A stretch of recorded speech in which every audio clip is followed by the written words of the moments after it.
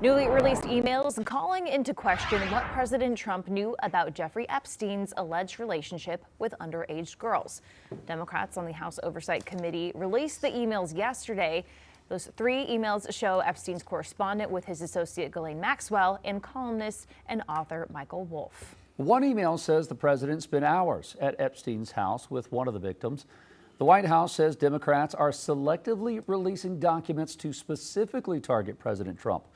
A House vote for the full release of the Epstein files is expected sometime next week. Joining us now, our chief legal analyst, Conley Froze, to break this down. I want to read one of them from Michael Wolff to Jeffrey Epstein, where he says there's an opportunity to come forward this week and talk about Trump in such a way that could garner you great sympathy and help finish him. Are you interested in this? So it could be potentially implicating, but what do you make of these emails? Do they mean anything? Do they not mean anything? Because I feel like we go back and forward on this all the time. Finish him sounds like a Mortal Kombat reference. That's the first thing I thought about when I read that. Like, what are we playing? It came here. This is life. But no, it reminds me of one of my favorite poems of "If you can keep your head when all around you are losing theirs and blaming it on you." That's "If" by Kipling. I think about that with this moment. Everyone is blaming someone else, and everyone is losing their mind right now. First, you have Trump saying this is a Democratic hoax. Why? Because Democrats released a few of these emails. So Republicans, in response, they released the whole thing. And what is that? That's a legal strategy. I'll just dump everything on you and hope that you get lost in these 20,000 emails. So folks are happy. They're clapping online that the Epstein files are released.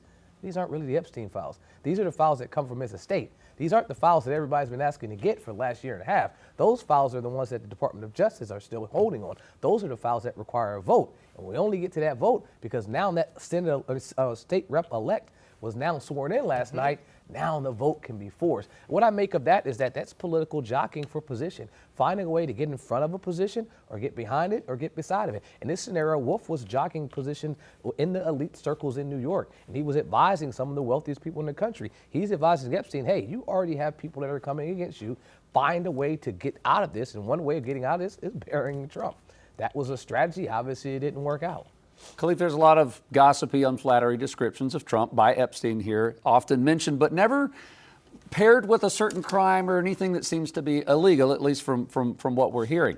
Is this a smoking gun, or is it just going to fall apart? I don't think the smoking gun are in these files. I think the smoking gun are in the DOJ files. That you need those Department of Justice files to see if there is a gun. These, I won't say are red herrings like in law school to kind of distract you. They're not. There are things that are damaging, but there are not allegations of criminality. I mean, the only one that I saw in there, and I didn't read all 20,000, but I looked at a lot of them. The only one I saw that was troubling was where he talked about the victim that had alleged that Epstein had sexually assaulted her in the past, and saying that Trump had spent time with her, hours with her at his home alone. Okay, you want to kind of dig deeper in that, find out what that meant. If you were an investigator, you probably want to find out, well, how much time was he with this victim that was underage, that alleged that you assaulted her? That's something that I would want to know if I was an investigator, but not a instant, okay, this is criminality in or a conviction. Okay, so a lot of people hoping, okay, we have these emails that we're seeing. Okay, now we have the potential for maybe more files will be released. What do you think the likelihood of that actually making any movement is? Oh, you get a vote. I think there will be a vote, and I think there will be support. You'll have folks that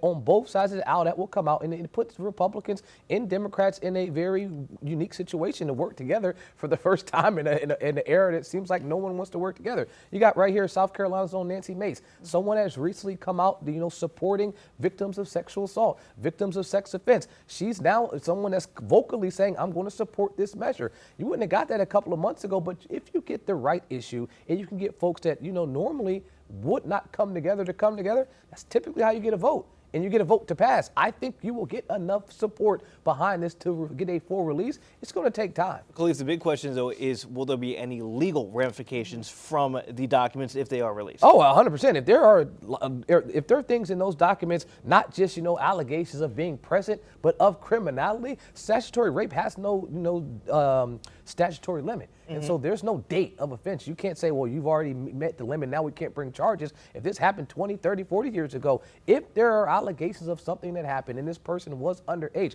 they could bring charges at any time. And so would it be problematic because he's the sitting president? Yes. But would it stop an investigation from going forward? Not at all. Quickly, Khalif, does the president have any power to stop it, to silence it, to keep it going? Social media, and that's what he's doing now. He has the pulse of the people, and he's doing an excellent job of attempting to distract and turn this away from something else. The last 40 days with the government shutdown kept people's minds off of this. The moment the shutdown went away, we went right back to there. So he's continued to say over and over again, this is a Democratic hoax, this is a Democratic push. But right now, you got folks on both sides of the aisle that just want to see the receipts. Show me what's in there. If there's nothing in there, we can let it go. All right. We'll see. Government is reopened, so we will see what comes of this and how quickly that happens. Kalev, thank you. Queen City News Plus. Just search Queen City News on your smart TV's app store.